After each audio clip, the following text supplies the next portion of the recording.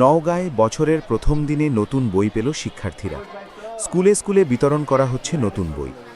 আজ ১ ডিসেম্বর সকাল ১০টা থেকে নওগাঁর বিভিন্ন শিক্ষা প্রতিষ্ঠানে শিক্ষকরা বিতরণ শুরু করে। বছরের প্রথম দিনে হাতে নতুন বই পেয়ে আনন্দিত শিক্ষার্থীরা। তবে প্রাথমিক স্তরে শিক্ষার্থীরা শতভাগ বই পেলেও মাধ্যমিক স্তরের শিক্ষার্থীরা অনেকে বই পায়নি। বিশেষ করে অষ্টম শ্রেণীর বই এখনও আসেনি। জেলা প্রাথমিক ও মাধ্যমিক শিক্ষা অফিস সূত্রে জানা যায়, জেলায় এবছর প্রাথমিক বিদ্যালয়ে ১০,৩৬,০৪৭টি বইয়ের চাহিদার বিপরীতে শতভাগ বই পাওয়া গেছে। অপরদিকে মাধ্যমিকে বইয়ের চাহিদা ছিল ২৮,৪৮,৮৬৬টি। চাহিদার বিপরীতে বই পাওয়া গেছে ২০,৬৮,১৮০টি।